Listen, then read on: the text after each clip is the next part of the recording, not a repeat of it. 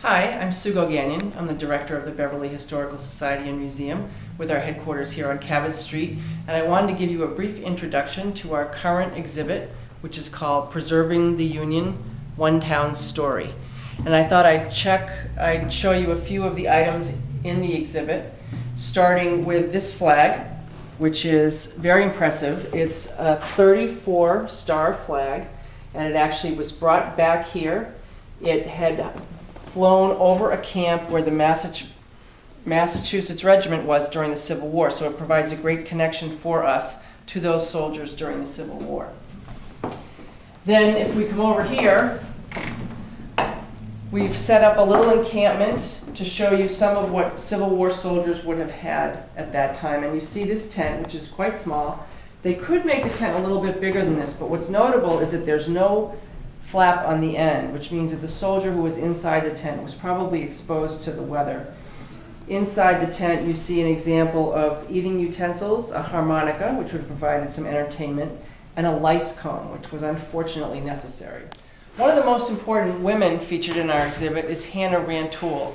You probably know that name. The Rantoul name is still very prominent in this town. Hannah Rantoul was the sister of United States Senator Robert Rantoul.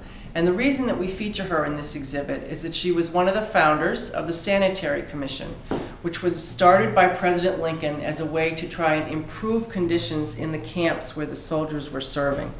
Conditions were really terrible, and more soldiers died from disease during the war than died from wounds suffered during battle. So Hannah Rantoul, along with some other women from Beverly, worked diligently to try and improve conditions in the camps.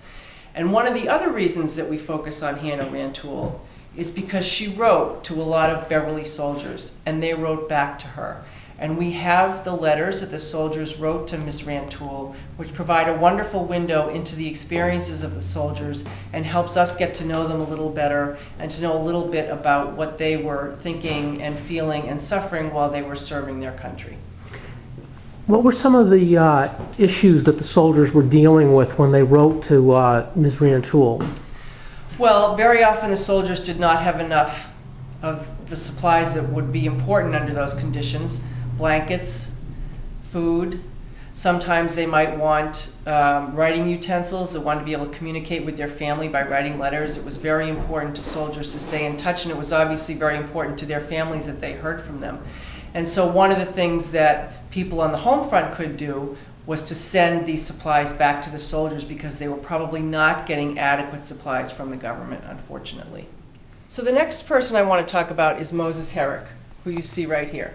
Moses served during the war, and he unfortunately shot himself in the foot, and I mean that literally.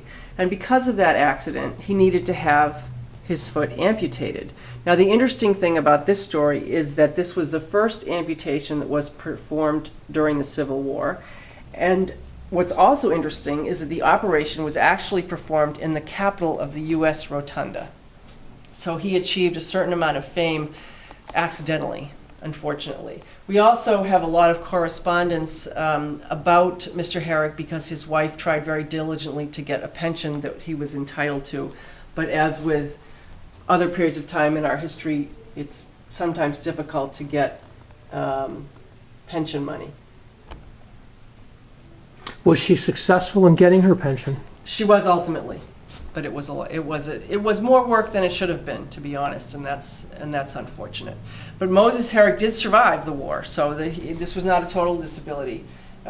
He did survive, and he came back to Beverly, and he became a shoemaker. One of the important cases in our exhibit is this case right here, which features items that belong to Hugh Muncie. Now, Hugh Muncie was the grandson of the famous Revolutionary War privateer Hugh Hill, and you see here items of his uniform, weapons, this leather case that he would have carried. He served, as did a lot of the soldiers, with different regiments. Many of the enlistments were for short periods of time, so soldiers would re-enlist multiple times, and what you see then is that soldiers that by the end of the war had served for a variety of different regiments, as did Hugh Munsey. And he survived the war? He survived the war as well, and came back to Beverly and became a shoe trimmer. So we see a variety of people working in the shoe industry, which is not a surprise, I guess, given United Shoe Machinery Company. In putting this together and in seeing all the elements of the exhibit, what are some of the overriding themes or the things that impress you about the people and the soldiers of that particular time, or the people that stayed home? I'm impressed, first of all, by the fact that Beverly gave a higher percentage of soldiers to the war than some other communities did. There was a quota, and Beverly exceeded it. I'm most impressed by the fact that the soldiers had to contend with so many difficult conditions in order to carry out their job. So we know the stories of the great battles, which were very important. But when you think about the fact that those men who went into those battles had to contend with lack of food, lack of shelter, rampant disease, not enough supplies, and then you realize that they were able to overcome these, all of these drawbacks and still to be able to go and fight for their country and to achieve what they did, and I find that really remarkable.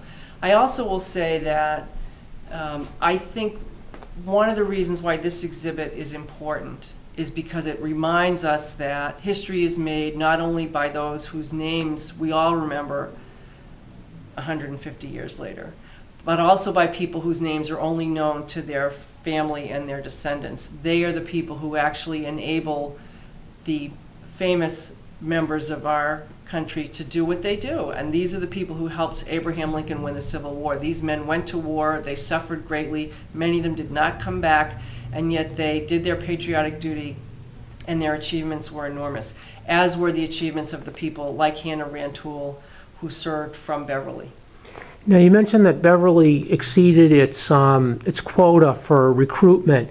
Was Beverly a strong abolitionist community? Was there a strong abolitionist fervor in the community? Is that a reason that more people volunteered, or? I think it was that they volunteered because it was their patriotic duty to serve their country. And if you look at the newspapers of the time, like the Beverly Citizen, you'll see that there are articles written exhorting Beverly to do its patriotic duty and to Beverly men to serve their country as they are supposed to. So I think that whether or not they were actively involved in abolition, they believed in their country and they did their duty when they were asked to do it.